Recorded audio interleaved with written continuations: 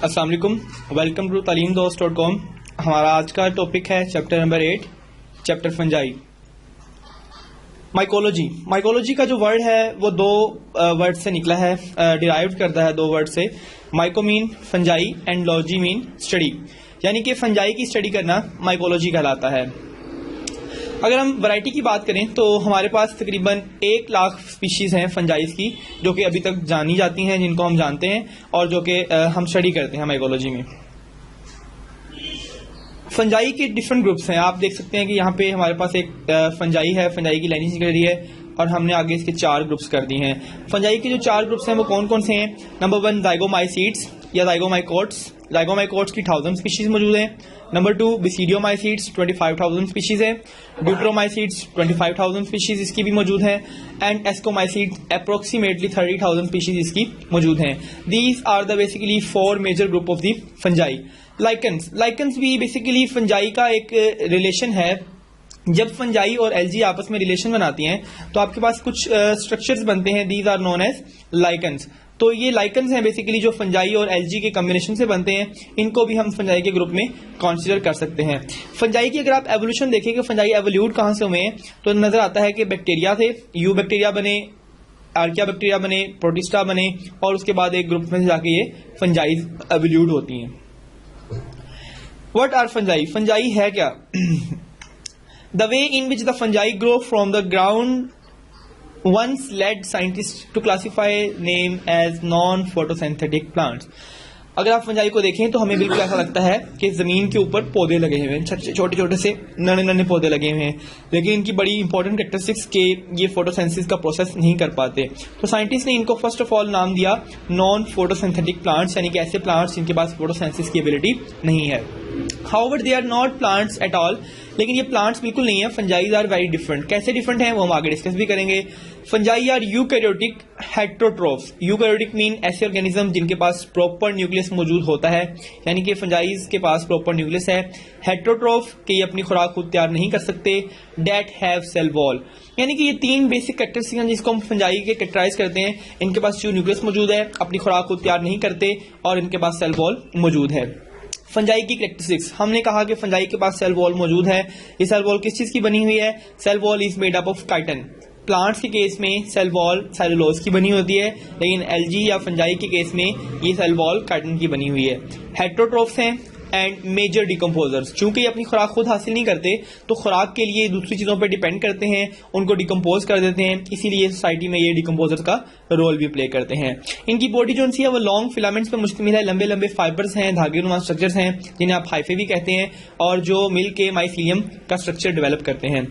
Reproduce sexually and asexually. ये जो fungi है ये सेक्सुअल और एसेक्सुअल दोनों तरह की रिप्रोडक्शन कर सकते हैं।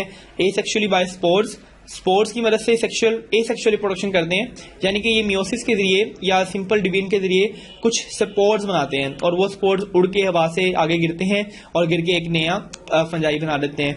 इसी तरह से सेक्सुअल रिप्रोडक्शन भी है। 2 डिफरेंट फंजाइज के हाइफे आपस में मेटिंग करते हैं, मिलते हैं और इससे जो रिप्रोडक्शन होती है उसे हम कहते हैं सेक्सुअल रिप्रोडक्शन। देन फंजाई की अगेन कुछ प्रॉपर्टीज हैं। यूकैरियोटिक है फंजाई, इसमें कोई क्लोरोफिल मौजूद नहीं है, नॉन फोटोसिंथेटिक है, अपनी खुराक खुद तैयार नहीं कर सकती। Most of the time fungi is multi cellular, यानी कि ये एक से ज्यादा सेल से मुश्तमिल है। कुछ फंजाई यूनिसेलुलर भी हो सकती हैं। Then cell wall of chitin, इनके अंदर जो सेल वॉल है वो काइटिन की बनी हुई है। Then lack true roots leave and stem, इसके पास कोई प्रॉपर रूट्स लीव या स्टेम मौजूद नहीं है। फॉल्स रूट स्टेम और लीफ हैं, यानी कि इनके पास कोई प्रॉपर रूट्स नहीं है लेकिन रूट्स लाइक स्ट्रक्चर मौजूद होते हैं।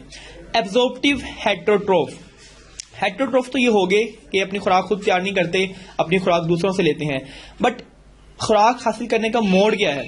जैसा कि हम बात करते हैं एनिमल्स भी हेटेरोट्रोफ्स हैं, but they are ingestive हेटेरोट्रोफ्स। Ingestive हेटेरोट्रोफ्स ऐसे हेटेरोट्रोफ्स होते हैं जो अपनी खुराक खाते हैं, लेकिन फंजाई ऐसी हेटेरोट्रोफ है जो अपनी खुराक जज़ब करती है।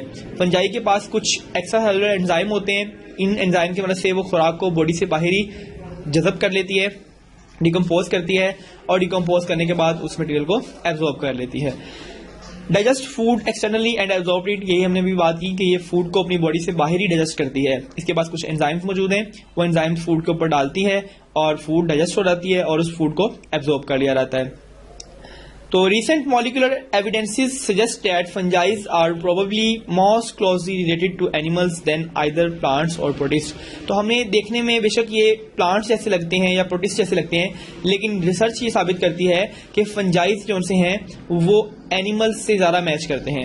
मॉलिक्यूलर एविडेंसेस यानी कि इनके अंदर जो मॉलिक्यूल्स मिलते हैं वो मॉलिक्यूल्स एनिमल के मॉलिक्यूल से मैच करते हैं. तो हमें ये पता चलता है कि fungi are more closely related with animals as compare to plants. Next point is lack of chlorophyll. इनके पास क्लोरोफिल नहीं है, इसी वजह से ये हेटेरोट्रोफ्स हैं और इनको डिकम्पोजिशन करनी पड़ती है. Not dependent on light, chlorophyll ही नहीं है, फोटोसेंसिस ही नहीं करनी, तो इनको लाइट की भी जरूरत नहीं है, लाइट पे भी ये डिपेंड नहीं करते. Can occupy dark habitat. Fungi की खास बात है कि ये बंद कमरे में या रोशनी के बगैर भी ये ग्रो कर सकते हैं और ऐसी जगहों पे भी रह सकते हैं. Can grow in any direction. किसी भी डायरेक्शन में ग्रो कर सकते हैं, किसी भी तरफ मूव कर सकते हैं. Can invade the interior of a substrate with absorptive filament. इसके साथ क्या करते हैं जी कि ये अपने फिलामेंट्स की मदद से चीज़ों के अंदर तक पेनिट्रेट कर जाते हैं, घुस जाते हैं और वहां जाके चीज़ों की एब्जॉर्प्शन करते रहते हैं. डायग्राम में आप देख सकते हैं कि एक फंजाई है जो कि आपको दिखाई जा रही है. इसकी सेल वॉल एक कॉम्प्लेक्स कार्बोहाइड्रेट की बनी हुई है जिसको हम काइटिन कहते हैं. तो काइटिन क्या है? काइटिन बेसिकली कार्बोहाइड्रेट है जो कि ग्लूकोज का बना हुआ है और ये इसका स्ट्रक्चर डेवलप करने में अहम कंपोनेंट है. स्ट्रक्चर बनाने के अलावा ये इसको स्ट्रेंथ देता है, मजबूती देता है एक्सोस्केलेटन्स को, शेल्स को and cell wall of the fungus. बहुत से ऑर्गेनिजम्स ऐसे हैं जिनकी एक्सोस्केलेटन के अंदर काइटिन मौजूद होता है, जैसा कि कॉकरोच है, आपको नजर आ रहा है यहाँ पे, क्रैब है और प्रॉन है. इनके पास भी काइटिन की कुछ अमाउंट्स मौजूद होती हैं. तो फंजाई में भी वही काइटिन मौजूद है, वो इनकी सेल वॉल बनाता है, सेल वॉल को प्रोटेक्शन देता है, स्ट्रेंथ प्रोवाइड करता है और इसके अलावा स्ट्रक्चर मेंटेन करवाता है. Then fungi nutrition. फंजाई अपनी खुराक कैसे हासिल करती है, इसकी न्यूट्रिशन क्या है? न्यूट्रिशन की बेस पे हमने इसको कुछ पॉइंट्स दिए हैं. नंबर 1 तो हमने ये बात की थी कि दे आर हेटेरोट्रोफ. इनके पास खुराक बनाने की सहूलत नहीं है, तो ये खुराक कहीं से हासिल ही करते हैं, दूसरे ऑर्गेनिज्म से हासिल करते हैं. Unlike animal, fungi do not ingest their food. ये भी हमने बात की कि फंजाई फूड को खाते नहीं है, बल्कि फंजाई फूड को डाइजेस्ट करते हैं बॉडी से बाहर और फिर इसको एब्जॉर्ब करते हैं.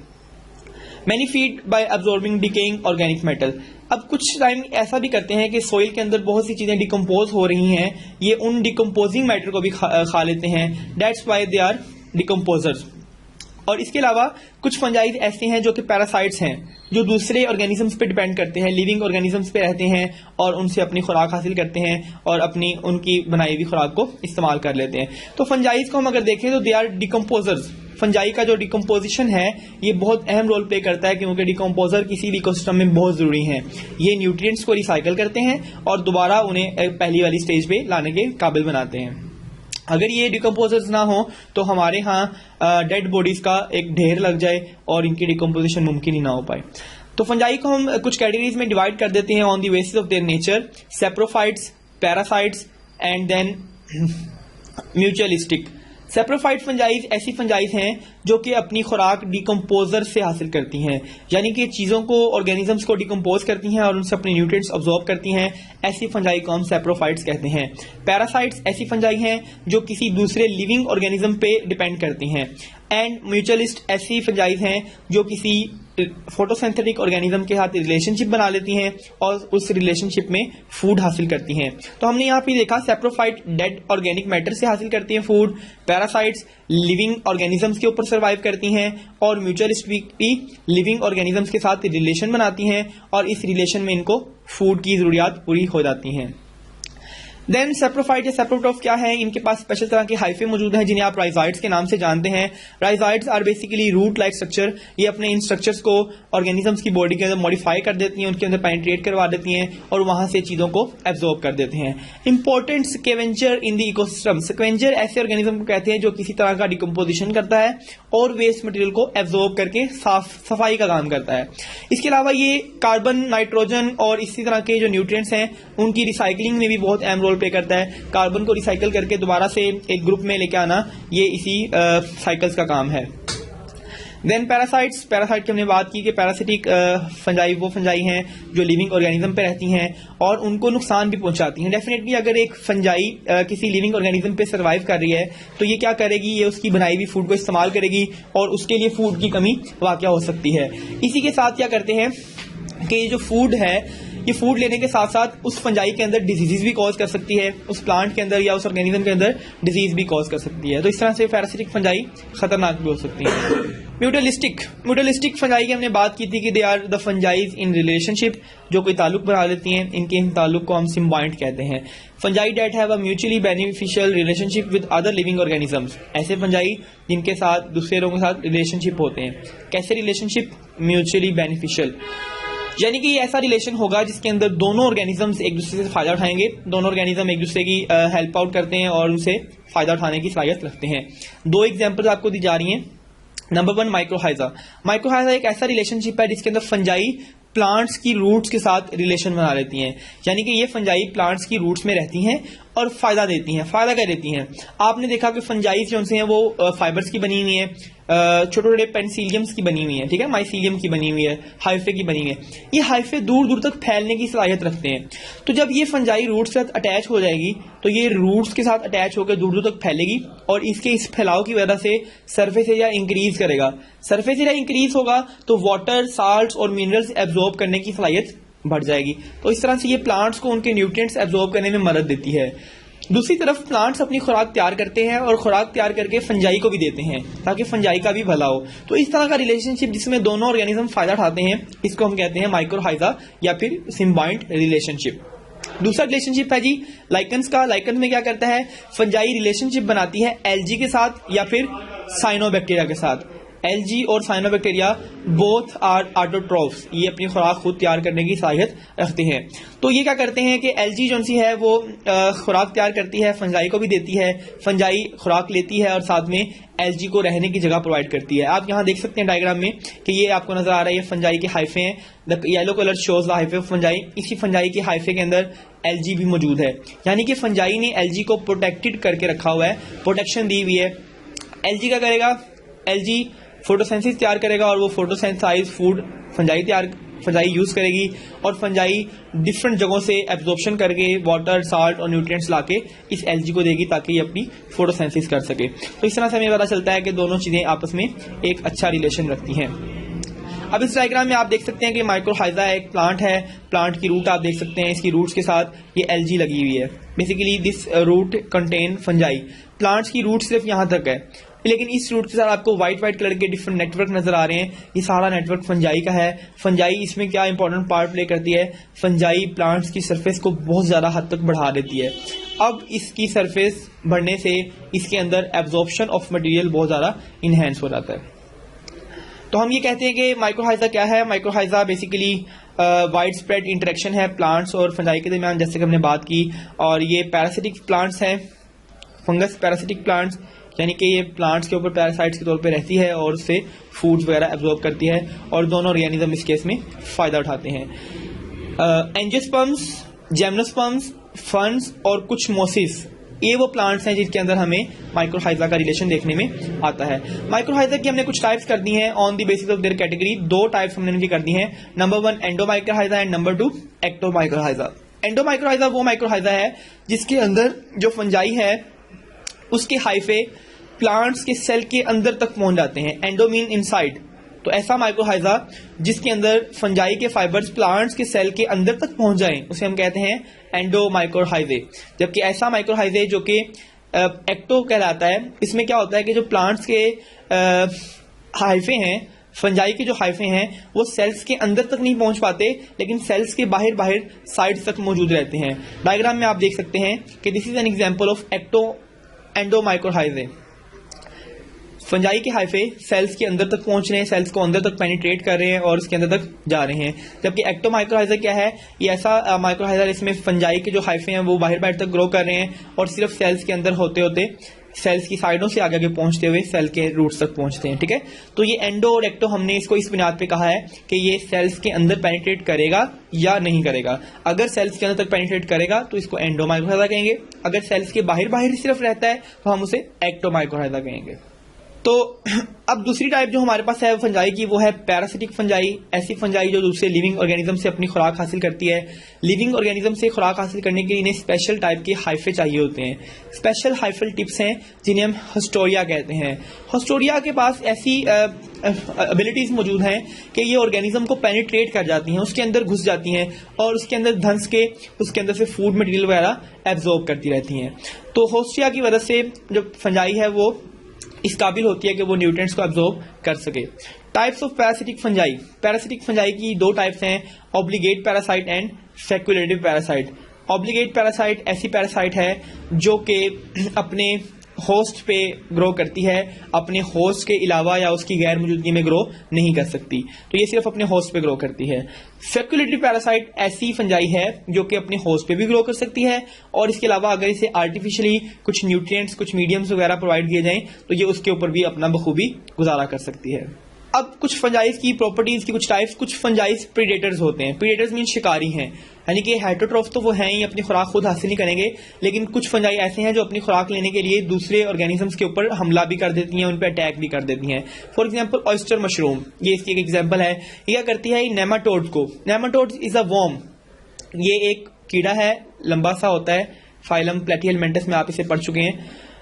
तो ये बेसिकली नेमाटोड है, ये उसको पकड़ लेती है, उसे जकड़ लेती है और उसको पेनिट्रेट करती है और उसके अंदर मौजूद न्यूट्रिशनल कंटेंट्स को, खुराक वगैरह को एब्जॉर्ब कर लेती है और नाइट्रोजन को इसमें से एब्जॉर्ब कर लेती है। ये इस फंजाई की बेसिक चीजें हैं। It fulfil carbon requirement from food, ये लकड़ी को एब्जॉर्ब करके उसमें से कार्बन हासिल करती है और जानवरों को, छोटे छोटे कीड़ों को एब्जॉर्ब करके उनमें से अपनी नाइट्रोजन कंटेंट पूरा कर लेती है। ऐसी फंजाई को हम कहते हैं नेमाटोड, ऐसी फंजाई को हम कहते हैं प्रीडेटर फंजाई। एग्जाम्पल आप देख सकते हैं, आपको दिखाया जा रहा है कि दिस इज अ नेमाटोड, ये एक नेमाटोड है, इसके इर्द गिर्द एक फंजाई आपको नजर आ रही है। ये फंजाई है जिसने अपने इर्द गिर्द एक स्पेशल रिंग बना लिया है और ये रिंग इस नेमाटोड को अच्छी तरह से अपने काबू में कर चुका है और अब ये इसको एंजाइम की मदद से डिकम्पोज करेगा और इसकी बॉडी को एब्जॉर्ब करके अपनी फूड का इस्तेमाल कर लेगा। Next one is the structure and function of fungi. Fungi का स्ट्रक्चर कैसा है, इसका फंक्शन कैसा है। हमने शुरू में बात की कि फंजाई मल्टी सेलुलर है, एक से ज्यादा सेल से मुश्तमिल है, सवाई यीस्ट के। यीस्ट एक ऐसी फंजाई है जो कि मल्टी सेलुलर नहीं है बल्कि यूनिसेलुलर है। यीस्ट घरों में यूज होने वाला एक कॉमन फंजाई है जिसको हम बेकिंग के दौरान यूज करते हैं for baking pizzas and cakes. Multicellular fungi जो है वो स्मॉल थिन फिलामेंट्स या फाइबर्स की बनी हुई है जिन्हें हम हाइफे कहते हैं। आप यहाँ देख सकते हैं, आपको हाइफे नजर आ रहा है। फाइबर नुमा, धागे नुमा स्ट्रक्चर्स हैं जिन्हें हम हाइफे के नाम से जानते हैं। अब इन हाइफे को हमने दो तरह की कैटेगरीज में डिवाइड कर दिया है, सेप्टेट हाइफे या फिर ए सेप्टेट हाइफे। ए सेप्टेट हाइफे उन हाइफे को कहते हैं जिसके दरमियान कोई क्रॉस वॉल नजर नहीं आती। जैसा कि आप यहाँ देख सकते हैं डायग्राम में कि इस हाइफे के अंदर हमें कोई क्रॉस वॉल नजर नहीं आ रही, तमाम फाइबर के अंदर न्यूक्लियस आजाद आना तैर रहे हैं, साइटोप्लाज्म मौजूद है। जबकि सेप्टेट हाइफे के अंदर आपको हाइफे में वॉल्स नजर आ रही हैं, there are walls between hyphae. तो ऐसा हाइफे जिसको पार्ट्स में, कंपार्टमेंट में डिवाइड कर दिया गया है, सेल्स में डिवाइड कर दिया गया है, इस हाइफे को हम कहते हैं सेप्टेट हाइफे। और जिसमें ये कंपार्टमेंट या सेल मौजूद नहीं है, ऐसे हाइफे को हम कहते हैं ए सेप्टेट हाइफे या फिर साइनोसिटिक हाइफे। ये इसी के ही दो नाम हैं। देन हम बात करते हैं कि the body of mycelium is multicellular. हमने कहा कि मल्टीसेलुलर फंजाई होती है और इसके जो हाइफे हैं, बहुत से हाइफे हैं, आपस में मिले हुए हैं और मिलके एक थिक मैस बनाते हैं। जैसा कि आप यहाँ देख रहे हैं, एक मैस सा बना हुआ है, एक बड़ा घना सा आपको सीन नजर आ रहा है। This thick body is known as mycelium, यानी कि फंजाई की जो बॉडी है ये छोटे छोटे फाइबर से, हाइफे से, फिलामेंट से मिलकर बनी हुई है और ये जो फिलामेंट्स मिलके एक टिश्यूज बनाते हैं, एक बॉडी बनाती है, तो इसे हम कहते हैं माइसीलियम। यहाँ पे आप इसको देख सकते हैं। तो माइसीलियम बेसिकली फंजाई का मेन पोर्शन है और समटाइम ये माइसीलियम्स मिलके स्पेशल स्ट्रक्चर बनाते हैं जिसको हम फ्रूटिंग बॉडी कहते हैं और इन्हीं फ्रूटिंग बॉडी के ऊपर स्पोर्स लगते हैं और ताकि ये अपनी रिप्रोडक्शन को आगे बढ़ा सकें। देन हम बात करते हैं हैबिटेट ऑफ फंजाई। फंजाई की लोकेशन क्या है, फंजाई ग्रो कहाँ करती हैं। तो फंजाई मॉइस्ट हैबिटेट में ग्रो करती हैं, ऐसा हैबिटेट जहाँ पे नमी मौजूद हो, वाटर मौजूद हो और वहाँ पे ऑर्गेनिक मैटर्स मौजूद हो। ऑर्गेनिक मैटर मौजूद होगा तो फंजाई अपनी न्यूट्रिशन ले सकेगी और मॉइस्ट हैबिटेट इसको एक अच्छा एनवायरनमेंट प्रोवाइड करता है ग्रो के लिए, वाटर की नेसेसरी। ड्राई हैबिटेट्स में भी ये ग्रो कर सकती है, लेकिन ड्राई हैबिटेट में ये स्पोर्स प्रोड्यूस कर देती है और स्पोर्स में आके अपना गुजारा करती है। टेम्परेचर की जो रेंज है वो डिफरेंट तरह के टेम्परेचर में फंजाई ग्रो कर सकती है। नॉर्मली फंजाई के पास एबिलिटी होती है कि वो 35 से बेसिकली 35 डिग्री सेंटीग्रेड तक ग्रो कर सकती है, लेकिन सम केसेस में 50 डिग्री सेंटीग्रेड तक भी फंजाई ग्रो करती दिखाई देती है, और लो टेम्परेचर पे 0 डिग्री सेंटीग्रेड और माइनस में भी टेम्परेचर पे ग्रो करती है। यानी कि फंजाई एक अडॉप्टेड ऑर्गेनिज्म है जो इन मुश्किल हालात में भी अपने आप को सर्वाइव कर लेता है। दूसरी हम बात अगर करें पीएच की, तो फंजाई 2 से लेके 9 तक की पीएच को बर्दाश्त करने की सलाहियत रखती है। देन फंजाई के पास ये एबिलिटी भी मौजूद है कि ये हाई ऑस्मोटिक प्रेशर को भी बर्दाश्त कर सकती है, जैसा कि jam, jellies, salt, sugar solution. Jams और जेलीज में क्या होता है कि शुगर या साल्ट की अमाउंट बहुत ज्यादा होती है, जिसके अंदर बैक्टीरिया का सर्वाइव करना मुश्किल हो जाता है। बैक्टीरिया के अंदर से पानी निकाल लिया जाता है और वो वहां पे मर जाता है। लेकिन जैम और जेलीज जैसी कंडीशंस के अंदर भी बैक्टीरिया सर्वाइव नहीं करता, लेकिन फंजाई सर्वाइव करने की एबिलिटी रखती है। चूंकि आपने देखा कि बैक्टीरिया की बरक्स फंजाई जो सी है वो लो टेम्परेचर पे भी ग्रो कर सकती है, वो कम टेम्परेचर पे भी गुजारा करने की काबिल है। यही वजह है कि अक्सर हमें फ्रिज में जहां पे हम फूड को प्रिजर्व करने के लिए रखते हैं वहां पे भी हमें फंजाई का अटैक नजर आ जाता है। स्टोरेज, फंजाई अपनी एक्स्ट्रा फूड को, सरप्लस फूड को स्टोर कर लेती है in the form of droplets, lipids droplets, चिकनाई के छोटे छोटे ड्रॉप्स की फॉर्म में इसको स्टोर करती है, या फिर ग्लाइकोजन की फॉर्म में अपने माइसीलियम्स के अंदर इसको स्टोर कर लेती है। Then reproduction in fungi, fungi reproduce कैसे करती है? फंजाई के पास बोथ मेथड्स मौजूद हैं, सेक्सुअली भी रिप्रोड्यूस कर सकती है और एसेक्सुअली भी रिप्रोड्यूस करती है। डिपेंड करता है कि कंडीशंस कैसी हैं और कौन सी सूरत इसके लिए ज्यादा बेटर है। एसेक्सुअल रिप्रोडक्शन जो है वो 2 तरीके से होती है। नंबर 1, स्पोर्स के जरिए। फंजाई प्रोड्यूस एसेक्सुअल स्पोर्स, और ये स्पोर्स हवा में फैल जाते हैं। हर जगह फैलने के बाद ये स्पोर्स जहां गिरते हैं वहां जाके एक नया फंजाई ऑरिजिनेट करवा देते हैं। The second method is undergrowth budding, यानी कि फंजाई के पास एक बड निकलता है। फंजाई, अगर ये एक फंजाई है तो इस फंजाई के स्ट्रक्चर के ऊपर एक छोटा सा आउटग्रोथ निकलेगी जिसे आप बड कहते हैं, और ये बड ग्रो करने के बाद यहाँ से सेपरेट हो जाएगी और एक अलग फंजाई बन जाएगी। This is also a method of asexual reproduction of fungi. Sexual method की अगर हम बात करें तो सेक्सुअल मेथड में क्या होता है कि 2 हाइफे ग्रो कर रहे हैं, आपके पास 2 डिफरेंट फंजाइज हैं, ये दोनों फंजाइज ग्रो करती हैं। ग्रोथ करने के बाद ये खास पॉइंट पे मिलती हैं। इस पॉइंट पे मिलने के अमल को हम कहते हैं कॉन्जुगेशन। वो पॉइंट जहां 2 फंजाइज मिलती हैं इसे हम कहते हैं conjugation, the process of conjugation. और इस प्रोसेस के दौरान अपना डीएनए एक्सचेंज करती हैं और एक नई फ्रूटिंग बॉडी बनाती हैं जहां से आगे रिप्रोडक्शन होगी। ऐसी रिप्रोडक्शन को हम कहते हैं sexual reproduction. Then asexual reproduction को अगर आप डिटेल में देखें तो आपको दिखाया जा रहा है कि आपके पास कैसे एक मैकेनिज्म है, स्पोर फॉर्मेशन का आप डायग्राम में देख सकते हैं कि एक फंजाई ग्रो कर रही है, फंजाई ग्रो करने के बाद स्पोर्स पैदा कर रही है और ये स्पोर्स हवा में फैल रहे हैं। अब जहां जहां ये स्पोर्स गिरेंगे वहां वहां तक ये आपका सर्वाइवल होता रहेगा फंजाई का। तो जब हालात बिल्कुल ठीक होते हैं, मॉइस्चर अच्छी मौजूद है, फूड की काफी अमाउंट मौजूद है, तो फंजाई एसेक्सुअली रिप्रोड्यूस करती है और फ्रूट बॉडीज प्रोड्यूस करेगी और इस फ्रूट बॉडी में से बहुत से स्पोर्स बनेंगे और हवा में चारों तरफ फैल जाएंगे। इसके अलावा एसेक्सुअल रिप्रोडक्शन स्पोर्स के जरिए होती है। स्पोर्स की हमने भी बात की कि बहुत छोटे छोटे स्पोर्स हैं, ये स्पोर्स मियोसिस के थ्रू बनते हैं और पूरे एनवायरनमेंट में फैलने की सलाहियत रखते हैं। इसी तरह से एक और स्ट्रक्चर मौजूद है हमारे पास, इसे हम कोनिडिया कहते हैं। कोनिडिया भी स्पोर्स ही की टाइप है, लेकिन ये स्पोरेंजिया पे नहीं लगते बल्कि कोनिडियोफोर पे लगते हैं। स्पोरेंजिया पे लगने वाले स्पोर्स को हम स्पोर्स कहते हैं, लेकिन कोनिडियोफोर पे लगने वाले, conidiophores are the special branches of the fungi. Fungi के स्पेशल हाइफे हैं जिन्हें हम कोनिडियोफोर कहते हैं। कोनिडियोफोर पे लगने वाले स्पोर्स को हम कोनिडिया के नाम से जानते हैं। इसके अलावा फ्रेगमेंटेशन है। फ्रेगमेंटेशन का वर्ड फ्रेगमेंट से निकला है। एक ग्रो करती हुई फंजाई अगर ब्रेक कर जाए, टूट जाए 2 पार्ट्स में, तो इसे हम कहते हैं फ्रेगमेंटेशन। फ्रेगमेंटेशन से भी आपकी जो फंजाई है वो सेक्सुअली रिप्रोड्यूस कर सकती है। इसके अलावा बडिंग एक मेथड है कि अगर ये फंजाई ग्रो कर रही है, ग्रो करते हुए बड बनाती है, ये बड ग्रो करके सेपरेट हो जाए तो इसको हम कहते हैं बडिंग। तो ये चारों मेथड आपने देखे, ये मेथड है एसेक्सुअल रिप्रोडक्शन के। इसके बाद हम बात करते हैं कि स्पोर्स कैसे हैं। स्पोर्स हमने बात की कि ये स्पेशल स्ट्रक्चर्स में बनते हैं, इन स्ट्रक्चर्स को हम स्पोरेंजियम कहते हैं। स्पोर्स लाइट वेट होते हैं, इनका वजन बहुत कम होता है ताकि ये हवा की मदद से इजीली डिस्पर्स हो सकें। ठीक है, तो एयर या वाटर की मदद से इनको इजीली डिस्पर्स किया जाता है। फंजाइज के अंदर मिलियंस की अमाउंट में, बहुत ज्यादा अमाउंट तक के स्पोर्स होते हैं। ये स्पोर्स हवा के जरिए उड़ते हैं और जहां भी गिरते हैं वहां जाके एक नया मल्टी सेलुलर ऑर्गेनिज्म यानी कि फंजाई ग्रो कर जाता है। ठीक है, जहां कंडीशन अच्छी होंगी वहां पे ग्रो करेगा और वहां पे एक नई फंजाई बन जाएगी। ये मेथड है एसेक्सुअल रिप्रोडक्शन का मेथड, जिसमें सिर्फ एक पेरेंट इन्वॉल्व है और स्पोर्स प्रोड्यूस करके वो एक नई फंजाई को पैदा कर रहा है। ऐसी फंजाई हूबहू अपने पेरेंट प्लांट जैसी होती है। यहाँ पे आप देख सकते हैं प्रोसेस मियोसिस का एक जो इंडिविजुअल स्पोरोफाइट है, एक जो फंजाई है वो 2n है। 2n से मुराद ये है कि इसके पास डबल नंबर के क्रोमोसोम्स हैं। This is diploid. ये डिप्लॉइड फंजाई मियोसिस के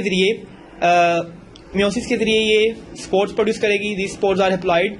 ये स्पोर्स माइटोसिस के जरिए अपने आप को ग्रो करवा लेंगे, गैमेट्स बनेंगे, फर्टिलाइजेशन करेंगे, दोबारा जाइगोट बनेगा और ये बनेगा। तो ये आपको बेसिकली एक प्लान दिखा रहे हैं कि कैसे एक डिप्लॉइड फंजाई हैप्लॉइड स्पोर्स बनाती है और उस हैप्लॉइड स्पोर्स से अगेन एक डिप्लॉइड फंजाई बनेगा अमल। इसको हम कहते हैं reproduction sexual, asexual reproduction. Then other method is fragmentation. आप देख सकते हैं यहाँ पे आपको दिखाया जा रहा है कि कैसे आपके एक फंजाई है, उस फंजाई के हाइफे आपस में टूट रहे हैं। एक फंजाई थी लेकिन उसके हाइफे टूट के डिफरेंट फ्रेगमेंट्स में कन्वर्ट हो गए।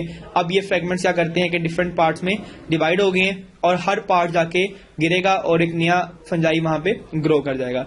इसी तरह से कोनिडिया के केस में आप देख सकते हैं कि ये एक स्पेशल ब्रांच आपको नजर आ रही है। This branch is conidiophore.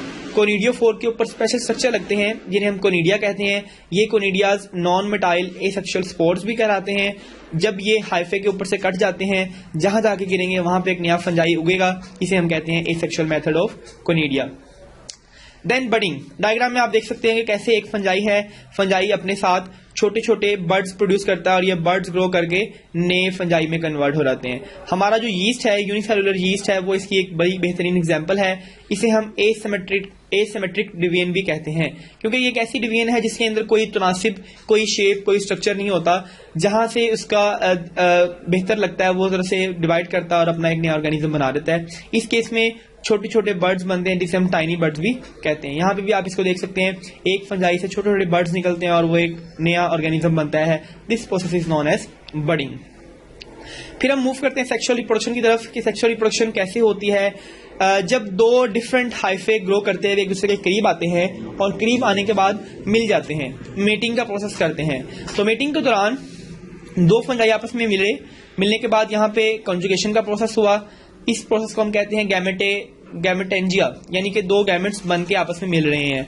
फिर यहाँ पे इनके मिलने से जाइगोट बनता है। Zygote is a diploid structure, 2n structure है और यहाँ पे जो स्पोर्स बनेगा उसे हम कहेंगे जाइगोस्पोर। तो ये बेसिकली दो हाइफे हैं, कंबाइन करते हैं, जाइगोस्पोर बनता है।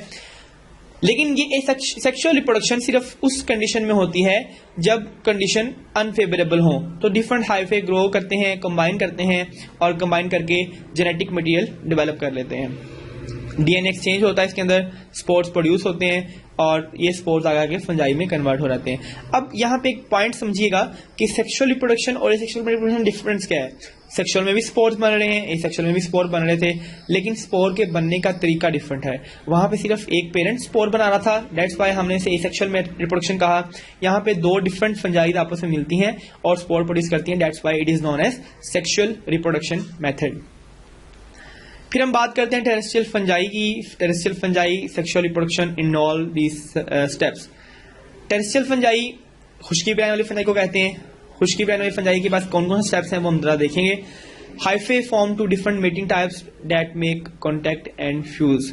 दो डिफरेंट फंजाई के हाइफे आपस में कॉन्टैक्ट करते हैं, मिलते हैं और फ्यूज कर जाते हैं। फ्यूज मीन मिलना। तो हैप्लॉइड हाइफे है, एक फंजाई ग्रो कर रही है, हैप्लॉइड है। जब दो हैप्लॉइड हाइफे आपस में कंबाइन करेंगे तो डाइकैरियोटिक स्टेज आएगी, यानी कि ऐसी स्टेज जिसके अंदर दो न्यूक्लियस, एक इस फंजाई का न्यूक्लियस और एक इस फंजाई का न्यूक्लियस आपस में मिलेंगे। यहाँ पे एक डाइकैरियोटिक फेज या डाइकैरियोटिक स्टेज आ जाएगी। फिर डिप्लॉइड जाइगोट बनेगा और जाइगोट म्योसिस के जरिए स्पोर प्रोड्यूस करेगा और ये स्पोर आगे दोबारा से हैप्लॉइड बनाएंगे। तो this is the whole life cycle of the fungi कि कैसे हैप्लॉइड हाइफे डाइकैरियोटिक स्टेज पे आएंगे, डाइकैरियोटिक स्टेज जाइगोट बनाएगी और जाइगोट म्योसिस के जरिए दोबारा से इस पूरा साइकिल चलाते जाएंगे। तो हैप्लॉइड जो उनसे होते हैं एन होते हैं, यानी कि दो हैप्लॉइड फंजाई मिलती हैं और इनके मिलने से एक ऐसी फंजाई का बनना जिसमें दो न्यूक्लियस मौजूद हैं, इसे हम कहते हैं डाइकैरियोटिक फंजाई। दे इवेंटुअली फ्यूज, यानी कि ये सिर्फ कम किसी मौके पे ही फ्यूज करते हैं, ज्यादातर इनकी फ्यूजन नहीं होती। देन हैप्लॉइड स्पोर्स आप देख सकते हैं कि ये एक एस्कस आपको दिखाया जा रहा है। Ascus is a fungi. Ascus fungi के अंदर 8 स्पोर्स लगते हैं और ये स्पोर्स मैच्योर होने के बाद बॉडी से बाहर गिरते हैं। बाहर गिर के जहां गिरेंगे वहां पे ये अपना स्पोर प्रोड्यूस कर देंगे। इसी तरह से बेसिडियम एक फंजाई है जो कि बेसिडियो स्पोर्स बनाती है। दोनों मिल रहे हैं, मिलने के बाद ये स्पोर्स बनेंगे और इन स्पोर्स के बनने के बाद इन्हें बॉडी से बाहर ट्रांसफर कर दिया जाता है ताकि ये नई रिप्रोडक्शन कर सकें। तो बेसिडियोपोर बेसिडियम में पाए जाते हैं, एस्कोस्पोर्स एस्कस में पाए जाते हैं। इस तरह से आपकी फंजाई रिप्रोडक्शन का काम प्रॉपर्ली चैनल मुकम्मल करती है। देन सेक्सुअल रिप्रोडक्शन के दौरान आने वाले 2 distinct phase, these are very important questions. Plasmogamy, देखिए गैमी का जो वर्ड है वो निकला है फ्यूजन से, किसी चीज का मिलना, एंड प्लाज्मो का वर्ड निकला है प्लाज्मा से। जब 2 फंजाई सेक्सुअल रिप्रोडक्शन के लिए एक दूसरे के करीब आती हैं तो करीब आने के दौरान सबसे पहले उनका साइटोप्लाज्म आपस में मिलता है, यानी कि जब वो फ्यूज करती हैं साइटोप्लाज्म मिलता है। साइटोप्लाज्म के फ्यूजन को हम कहते हैं प्लाज्मोगैमी, यानी कि the fusion of parent cytoplasm when their mycelia come together, this process is known as plasmogamy. अब इस प्लाज्मा के फ्यूज करने के बाद इसके अंदर न्यूक्लियस मौजूद है। अब अगला स्टेप ये होगा कि ये दोनों न्यूक्लियस आपस में फ्यूज करेंगे, दोनों न्यूक्लियस मिलेंगे। न्यूक्लियस के मिलने के अमल को हम कहते हैं कैरियोगैमी, यानी कि fusion of haploid nuclei of 2 parent is known as karyogamy. ये दोनों स्टेजेस सेपरेट होती हैं, पहले प्लाज्मोगैमी होगी और उसके बाद कैरियोगैमी होगी, लेकिन इन दोनों स्टेजेस के दरमियान कुछ वक्फा होता है। वो वक्फा घंटे का भी हो सकता है, दिनों का भी हो सकता है, या सालों का भी हो सकता है। यानी कि प्लाज्मोगैमी के बाद एक डिले आता है और उसके बाद कैरियोगैमी कंटिन्यू होती है। During interim the hybrid is called a heterokaryon. जब ये दोनों चीजें आपस में कंबाइन कर रही हो, कॉम्बिनेशन के दौरान जो स्टेज आती है जिसको हम डाइकैरियोटिक फेज भी कहते हैं, इस दौरान हम इस स्पीशी को हेटेरोकैरियोन के नाम से जानते हैं। देन आपको डायग्राम में दिखाया जा रहा है कि कैसे यहाँ पे माइसीलियम आया, फ्यूजन हुई, प्लाज्मोगैमी हुई, साइटोप्लाज्म मिल गए, हेटेरोकैरियोटिक स्टेज आ गई, कैरियोगैमी हुई, न्यूक्लियस आपस में मिल गए, फ्यूजन ऑफ न्यूक्लियस हुई, उसके बाद जाइगोट बन गया। तो ये आपको एक सेक्सुअल रिप्रोडक्शन का प्रॉपर पाथवे दिखाया जा रहा है। This colour is showing that this is N, जब एन और एन मिले तो यहाँ पे 2n, ये जाइगोट आपका 2n बनता है। This is the sexual reproduction of the fungi. इसी तरह से ये जाइगोट जो बना, ये जाइगोट म्योसिस करेगा, म्योसिस करने के बाद दोबारा से हैप्लॉइड स्पोर्स बनेंगे और ये स्पोर्स जर्मिनेट करके दोबारा से फंजाई बना देंगे। तो इस तरह का हमारे पास जो साइकिल आता है उसे हम कहते हैं सेक्सुअल रिप्रोडक्शन। अब आप यहाँ देख रहे हैं कि आपको सेक्सुअल रिप्रोडक्शन और एसेक्सुअल रिप्रोडक्शन दोनों की जो प्रोसेस है वो साथ साथ चलते नजर आ रहे हैं। देखिए एक फंजाई के पास दोनों ऑप्शंस मौजूद हैं, ये सेक्सुअली भी रिप्रोड्यूस कर सकती है और ये एसेक्सुअली भी रिप्रोड्यूस कर सकती है। बेसिक फंजाई ये है, अगर सेक्सुअल रिप्रोड्यूस करेगी तो ये इस मेथड को फॉलो करके यहां तक पहुंचेगी, और अगर एसेक्सुअल रिप्रोड्यूस करेगी तो ये स्पोर प्रोड्यूस करेगी और स्पोर अगेन इसको कर देंगे। तो फंजाई एक टाइम में दोनों फाइबर्स को चला सकती है, दोनों साइकिल्स को कैरी करती है, डिपेंडिंग दैट के कंडीशंस कैसी हैं। तो यहाँ पे हमारे पास एक कॉम्प्रिहेंसिव पिक्चर आपको दिखाई जा रही है कि कैसे आपके पास एक फंजाई थी, ये फंजाई स्पोर्स प्रोड्यूस कर रही है और ये स्पोर्स एसेक्सुअल स्पोर्स हैं। स्पोर्स जहां गिरेंगे वहां एक नया माइसीलियम बनेगा, माइसीलियम से एक दोबारा फंजाई बनी और ये फंजाई दोबारा से स्पोर प्रोड्यूस करेगी, यानी कि this cycle is the asexual reproduction cycle. ठीक है, लेकिन अगर आप देखें कि यही फंजाई जो बनी स्पोर से, अगर ये सेक्सुअल स्पोर प्रोड्यूस करे और ये स्पोर्स जाके हाइफे बनाए, 2 डिफरेंट हाइफे बने, अगर ये हाइफे दोनों आपस में फ्यूज करते हैं, इनकी मेटिंग होती है, तो फिर क्या होगा कि यहाँ पे एक 2n स्ट्रक्चर बनेगा जिसे आप गैमेटेंजिया के नाम से जानते हैं। गैमेटेंजिया बनने के बाद प्लाज्मोगैमी हो रही है, प्लाज्मोगैमी के बाद कैरियोगैमी हुई और इसी दौरान यहाँ पे एक स्ट्रक्चर बना जिसे हम कहते हैं जाइगोस्पोरेंजिया, जिसको आप यहाँ पे देख सकते हैं। जाइगोस्पोरेंजिया एक डार्क और हाईली स्टेन्ड स्ट्रक्चर है। कैरियोगैमी के बाद यहाँ पे दोबारा म्योसिस होगी, सेक्सुअल म्योसिस होगी, डिप्लॉइड न्यूक्लियस थे, म्योसिस के जरिए दोबारा से स्पोर्स बनाएंगे और अगेन हमारे पास सारे साइकिल को कंप्लीट करके दोबारा से हमारे पास वही फंजाई आ जाएगी। तो ये है बिल्कुल एक साइकिल, मुकम्मल साइकिल है हमारे पास जो कि इसको कंट्रोल करता है। और यहाँ पे भी हम उसी साइकिल को देख सकते हैं कि हमारे पास एसेक्सुअल रिप्रोडक्शन चल रही है। दिस इज द फंजाई जो कि स्पोर्स प्रोड्यूस कर रही है। स्पोर्स जहाँ गिरते हैं, गिरने के बाद ग्रो करते हैं और ग्रो करके दोबारा स्पोरेंजियम बना देते हैं और ये साइकिल एसेक्सुअल रिप्रोडक्शन का कंटिन्यू रहता है। इसी दौरान अगर ये हाइफे आपस में कंबाइन करते हैं, मीटिंग करते हैं, जाइगोस्पोर बना, जाइगोस्पोर से दोबारा स्पोर्स बने और अगेन सेक्सुअल रिप्रोडक्शन बन गई। तो पिक्चर में आपने ये देखा कि कैसे 2 डिफरेंट तरह की साइकिल हैं, एसेक्सुअल रिप्रोडक्शन और सेक्सुअल रिप्रोडक्शन दोनों ही चल सकते हैं depending on the condition. Fungi पे डिपेंड करता है कि वो कौन सी साइकिल को प्रमोट करता है, कौन सी साइकिल को रोक देता है। तो डायग्राम में आपको दिखाया जा रहा है कि कैसे जाइगोस्पोरेंजियम्स हैं। जाइगोस्पोरेंजियम कंटेन जाइगोस्पोर्स। ये आपको एक डायग्राम दिखाई जा रही है ओरिजिनल जाइगोस्पोर की। जाइगोस्पोरेंजियम के अंदर जाइगोस्पोर्स हैं और ये जाइगोस्पोर जो हैं ये मेयोसिस के जरिए डिस्पर्स भी हो सकते हैं।